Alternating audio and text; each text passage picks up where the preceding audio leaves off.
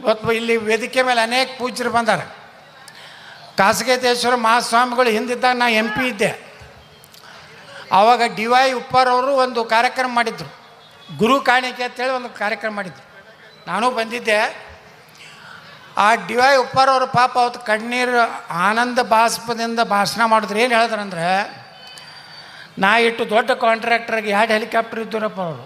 ಈಗ ನಾ ಇಟ್ಟು ದೊಡ್ಡ ಮನುಷ್ಯ ಆಗೀನಿ, ಇಟ್ಟು ದೊಡ್ಡ ಆಗೀನಿ. ಅದಕ್ಕೇನೋ ಅವಾಗಿನ ಕಾಲಕ್ಕೆ 1 ಕೋಟಿ ರೂಪಾಯಿನೂ ಅವರು ಇದು ಕೊಟ್ಟರು. ಅದಕ್ಕೆ ಅವ್ರು ಏನು ಹೇಳಿದ್ರು, DY ಉಪ್ಪಾರ್ ಇವತ್ತು ನಾನು ನೆನಪೈತಿ. ಯಾಕಂದ್ರೆ ಸಣ್ಣ ಗುರುಗಳು ಬಂದಾರಂತ ಮ್ಯಾಗ ನನಗೆ ಅವ್ರದ್ದು ನಾನು ಸೋಷಿಯಲ್ ಮೀಡ್ಯಾದಲ್ಲಿ ಅವರ ವಿಚಾರಗಳಿಗೆ ಕೇಳ್ತಿರ್ತೀನಿ. ಅವರು ನನಗೆ ಅನ್ನಿಸ್ತದೆ ಬಿಜಾಪುರ ಜಿಲ್ಲಾದಾಗ 2ನೇ ಸಿದ್ದೇಶ್ವರ ಸ್ವಾಮಿಗಳು ಆಗ್ತಾರಂತ.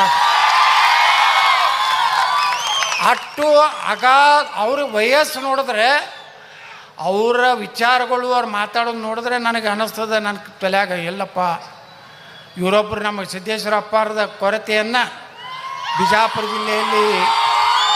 ಯಾಕಂದ್ರೆ ನಾನು ಸಿದ್ದೇಶ್ವರ ಸ್ವಾಮಿಗಳ ಪರಂ ಭಕ್ತ. ನಾನು ಅವ್ರು ಹೇಳ್ತಿದ್ರು, ನನ್ನ ಬಗ್ಗೆ ಕಂಪ್ಲೇಂಟ್ ಮಾಡ್ತಿದ್ರು ಕೆಲವು ಮಂದಿ ಸಿದ್ದೇಶ್ವರಪ್ಪರ ಬಳಿ ಹೋಗಿ, ಸ್ವಲ್ಪ ಗೌಡ್ರಿಗೆ ಹೇಳ್ರಿ ನಿಮ್ಮ ಭಕ್ತದನ ಸ್ಟೇಟ್ ಮಾತಾಡಬೇಡ ಅಂತ ಹೇಳ್ರಿ, ಮಂದಿ ಸುಮಾರು ಅದಾರ ಅಂತೇಳಿ. ಅವಾಗ ಏನಾಗ್ತಿದ್ರು ಗುರ್ತದಲ್ಲಿ ಸಿದ್ದೇಶ್ವರಪ್ಪರು, ಇಲ್ಲ ಒಬ್ರು ಹಂಗೆ ಮಾತಾಡೋರು ಒಬ್ರು ಬೇಕು, ಎಲ್ಲರೂ ಸಮಾಧಾನ ಆದರೆ ಹೆಂಗೆ ನಡೀತೈತೆ ನಕ್ಕೋತ ಹೇಳ್ಬಿಡೋರು ಅವರು. ಹಾಗೆ ನಮ್ಮ ಕಾಸಗೇತೇಶ್ವರ ಸ್ವಾಮಿಗಳು ಈ ಭಾಗದಾಗ ಅವ್ರು ಹೇಳಿದ್ರು, DY ಉಪ್ಪಾರ್ ಅವ್ರದ್ದು ಇಲ್ಲಾನು ನನಗೆ ಯಾವಾಗಲೂ ನೆನಪು ಬರ್ತದೆ ಹೌದು ಆ ಮಾತು. ಅವ್ರ ಸ್ವಾಮಿಗಳೆಲ್ಲ ಅಡ್ಡಾಡಿ ರೊಟ್ಟಿಗೊಳೆ ಮಾಡಿ ತಂದು ತಂದು ರೊಟ್ಟಿ ತುಗುಡಿ ತಿಂದು ಇಟ್ಟು ದೊಡ್ಡ ಶ್ರೀಮಂತನಾಗಿನ ಅಂತೇಳಿ DY ಉಪ್ಪಾರ್ ಜಾತಿ ಮಾಡಿದ್ರೆ. ಯಾರು ಲಿಂಗಾಯತರ ಜಿಲ್ಲೆ ಜಾತಿ ಮಾಡಿದ್ರ. ಇವತ್ತು ತುಮಕೂರು ಸಿದ್ಧಗಂಗಾ ಮಠ ಅಲ್ಲಿ ಹೋದ್ರೆ 10,000 ಮಕ್ಕಳು ಇವತ್ತು ಶಿಕ್ಷಣ ಕೊಡ್ತಾರೆ. ಮನೆ ಕೊಪ್ಪಳ ಮಠಕ್ಕೆ ಹೋಗಿದ್ದೆ ನಾನು. ಒಂದು 101 ಕ್ವಿಂಟಲ್ ಅಕ್ಕಿ, ಒಂದು 10 ಕಿಲೋ ತುಪ್ಪ, ಒಂದು 5,000 ವಿಭೂತಿ ತೊಗೊಂಡೋಗಿದ್ದೆ.